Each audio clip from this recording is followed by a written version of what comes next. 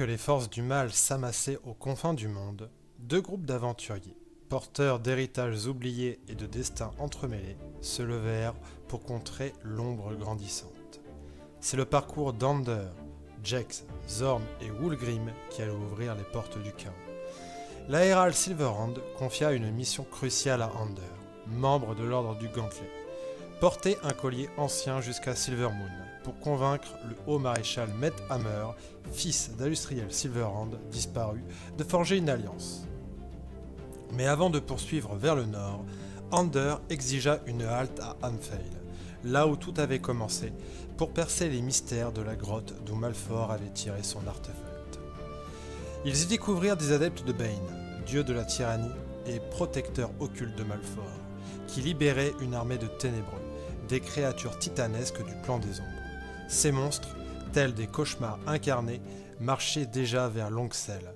Trop tard, quand le groupe y parvint, la ville n'était plus qu'un cratère de cendres et de ruines. Malfor n'avait pas seulement rasé la ville, il avait exterminé toute sa lignée.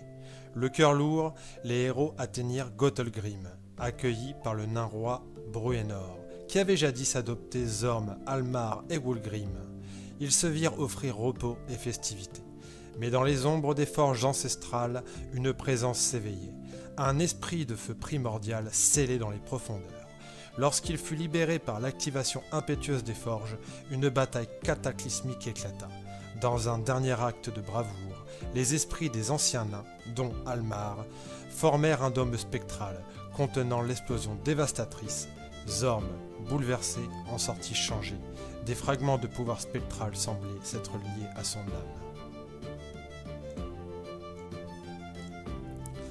Poursuivant leur route, les aventuriers découvrirent un marteau légendaire, dans une crypte maudite d'Utgard. À Fort Xantar, deux nouveaux compagnons les rejoignirent. Opalia, une druidesse Utgard liée à Shontea, et Gess, un jeune noble ayant pactisé avec une archifée, la Dame du Lac. Ensemble, ils enquêtèrent sur la disparition de Nikrand, une paladine de l'ordre du Gantelet. La vérité s'avéra bien plus sinistre. Dagult Neverember, ancien seigneur félon de Waterdeep, œuvrait à infiltrer l'ordre. Pour chasser, Nikrand avait trouvé refuge, ou damnation, dans l'antre d'un diable nommé Raphaël. Cet archidiable bâtissait en secret une forge d'âme, et c'est lui qui avait enseigné à Malfor la manipulation de l'artefact. Les héros affrontèrent Raphaël et son acolyte, Bael.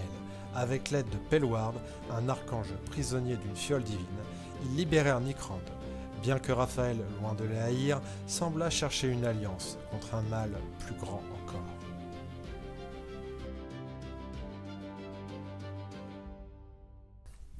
À Silvermoon, les héros furent accueillis par une attaque fulgurante de 4 dragons chromatiques.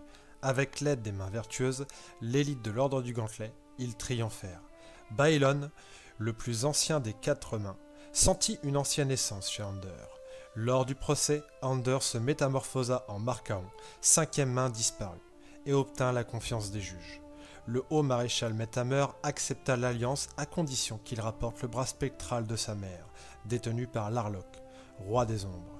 Il leur remit pour cela l'âme cornue, une épée légendaire convoitée par les ténèbres. En chemin, Gess affronta Vaprak, un dieu troll implanté dans le corps de sa sœur. Aidé de la Dame du Lac, il l'en libéra au prix de son départ. À Sécombre, le groupe accueillit de nouveau Rodrigo, un guerrier rusé accompagné d'un chat malin, et Lilisis, magicienne prodige, amnésique au bras gauche noir depuis sa naissance. Fisban, sous les traits d'un vieux sage, les mit à l'épreuve, puis révéla sa véritable nature. Bahamut, il leur offrit un artefact et fit pleuvoir des étoiles de guérison sur les terres corrompues.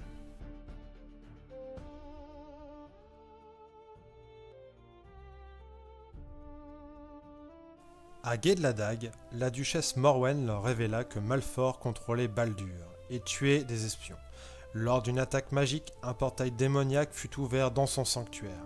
Mais c'était dans la crypte du sorcier, bastion de Larlock, que le destin du monde se jouait. Après une infiltration brillante, Larlock accepta de rendre le bras spectral. Mais lorsqu'il le fit apparaître, celui-ci fusionna avec l'Elysis. La vérité éclata. Elle était la réincarnation d'Alustriel Silverhand. Sa mémoire et ses pouvoirs referaient surface, bras après bras. Puis, L'Arlok se tourna vers Ander et déclencha un sort d'une puissance inouïe. Le chat souriant de ses visions fut arraché de lui et se métamorphosa en une abomination draconique. Mercator, fils interdit de Tiamat et Bahamut. Le Dracosir oublié avait infecté le dieu Home lui-même. Elminster Aomar surgit alors pour soutenir les aventuriers dans un affrontement mythique. Ensemble, ils triomphèrent de la bête et dans l'ombre du combat, l'autre groupe d'aventuriers arriva par un portail, rejoignant enfin leurs frères d'armes. Une vision les frappa tous.